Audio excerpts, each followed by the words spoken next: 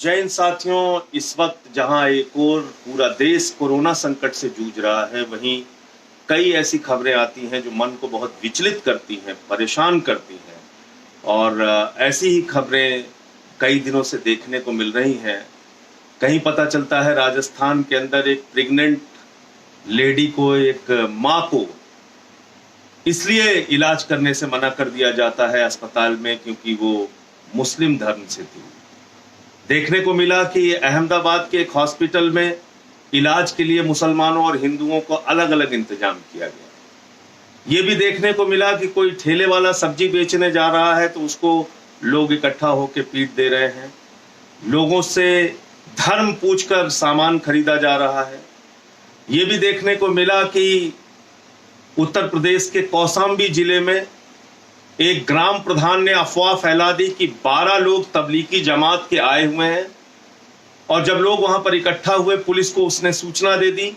पता चला कि 12 मजदूर थे जो क्वारंटाइन किए गए थे और वो सारे के सारे हिंदू थे।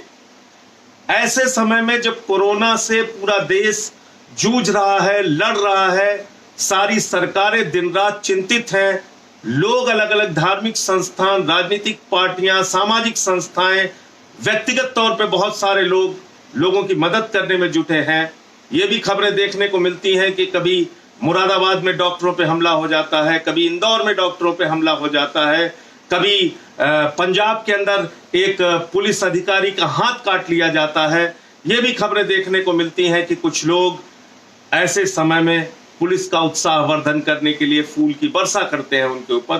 तो नफरत की भी खबरें, मोहब्बत की भी खबरें, मदद की भी खबरें, दुर्भावना की भी खबरें, ये तमाम सब कुछ देखने को मिल रहा है। लेकिन मैं आपसे सिर्फ इतना कहना चाहता हूं कि अगर इस बीमारी से हम लोग जीत सकते हैं, अगर हम इस बीमारी को हरा सकते हैं, तो सिर्फ और सिर्फ अपनी एकता के दम पर, सिर्फ और सिर्फ 130 करोड़ हिंदुस्तानियों के संकल्प से, एक साथ आकर, एक साथ मिलकर, एक दूसरे की मदद करके हम इस बीमारी से लड़ सकते हैं और इसको हरा सकते हैं। अभी एक थेरेपी की चर्चा बहुत हो रही है हिंदुस्तान में। एक तरफ तो खबर चल रही है कि मुसलमान यहां पर इन्होंने फैला दिया, कुछ विशेष सोच और विचार के लोग ये फैलाने की कोशिश कर रहे हैं कि मुसलमानों ने ये पूरा देश के अंदर कोरोना फैला दिया, मुसलमानों ने कोरोना फैला दिया। लेकिन इस बीच कुछ खबरें ऐसी भी आती हैं जिससे हमको सबक लेने की और सीख लेने की जरूरत है। एक खबर आई कि प्लाज्मा थेरेपी के जरिए कोरोना के गंभीर मरीजों का इलाज संभव है।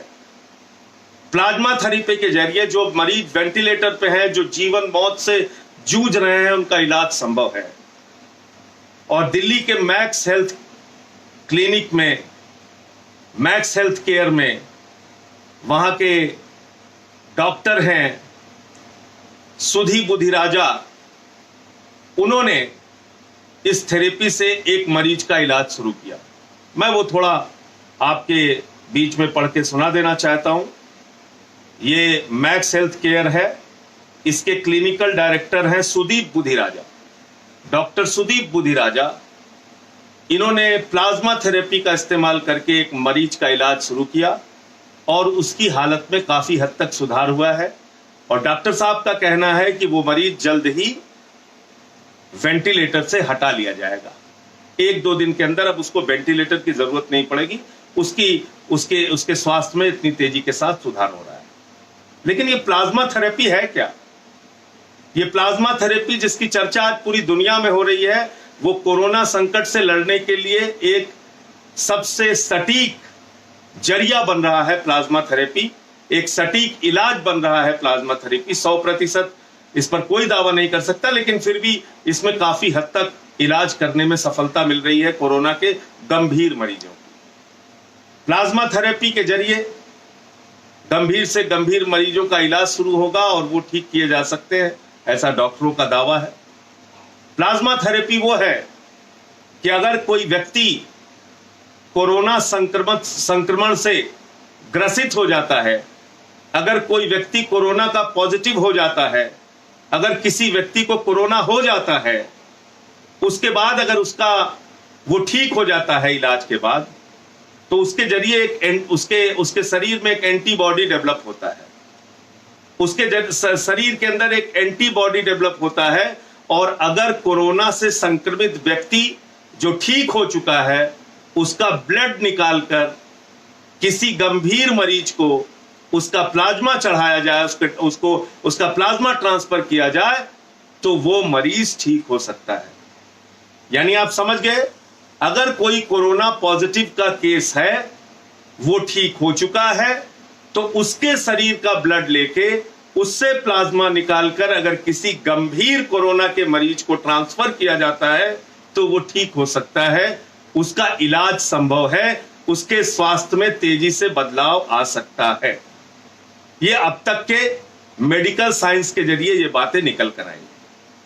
तो आप कल्पना कीजिए कि पूरे देश में जो पॉजिटिव केसेस हो रहे हैं, जो लोग अफवाह फैलाते हैं, अगर उनकी भी बात मान लिया जाए कि मुसलमानों के ज्यादा पॉजिटिव केसेस हो रहे हैं, अगर वो पॉजिटिव केसेस ठीक होते हैं, उनके खून की जरूरत पड़ेगी और उन्हीं के खून से दूसरे मरीजों का इलाज संभव हो पाएगा, क्या ऐसे समय में उनके प्रति नफरत फैलाना कोई अच्छी बात है?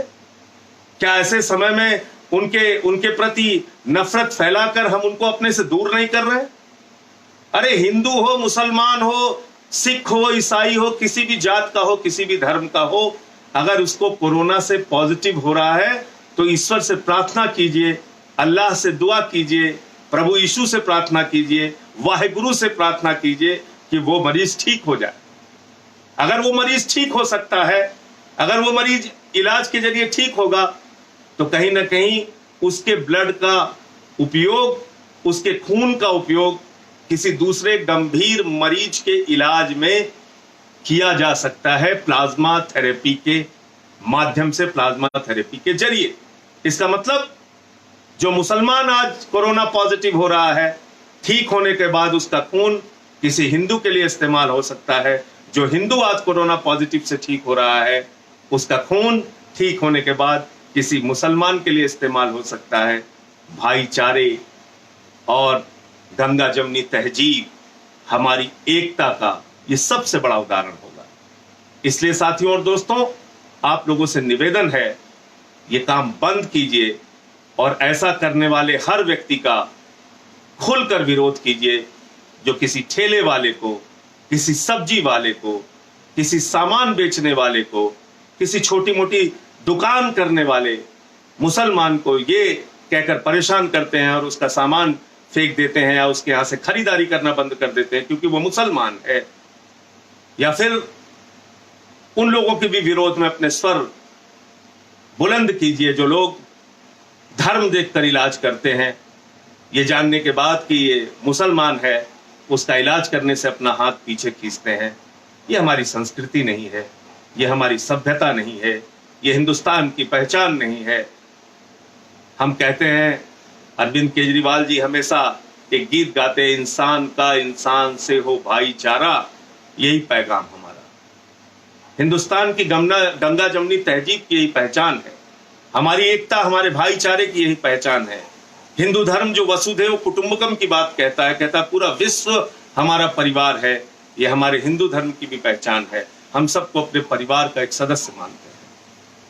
तो इसलिए साथियों, आज इस कोरोना संकट के समय में एक दूसरे की मदद करने के बारे में सोचिए, इंसानियत और भाईचारे के बारे में सोचिए, नफरत को हराइए, मोहब्बत को जिताइए। जय हिंद।